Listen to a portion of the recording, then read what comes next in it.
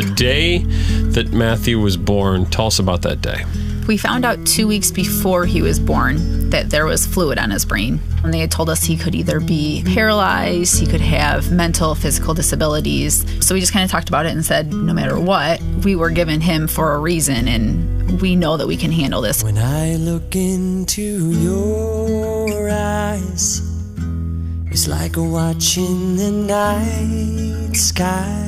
We were basically just told they were going in for the surgery to address the hydrocephalus, the fluid on the brain, and that the surgery would take 3 or 4 hours. And like 5 or 6 hours into it, the doctor came in and told us that he had found a mass and that it was, from what they could tell, the most aggressive form of brain cancer that there was. So at 4 days old, our lives just took a turn. Well, I won't give up on us, even if the skies get rough. And one of the first questions that Ben asked was, is he dying?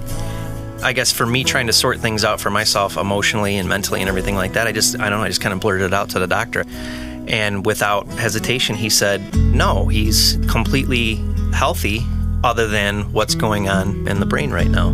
So with that, I wouldn't say that I felt better, but I felt like if his lungs, heart, kidneys, and everything are healthy, then we got to give him a chance. He has life, and everybody says it when they see him.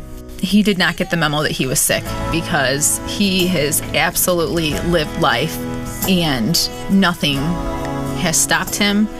And we believe with everything that is in us that this kid is going to pull through.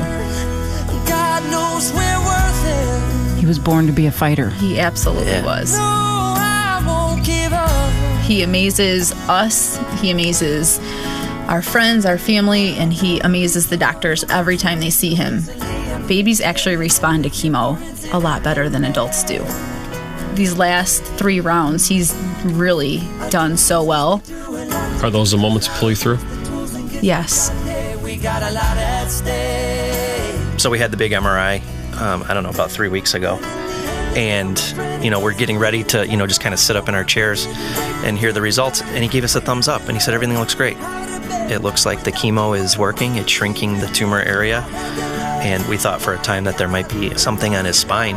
And they said that looks clean and clear. Matthew's your miracle baby. I won't give up. Oh, Everyone calls him Miracle Matthew. Matthew is not cancer. I don't want people to think of the word cancer when they think of Matthew. I want them to think of hope. I want them to think of love. I want them to see his smile. There's so much more to Matthew than this cancer. I can't imagine being anywhere else. They're superhumans. And a lot of people have asked us, have you ever thought about St. Jude's or Mayo or anything?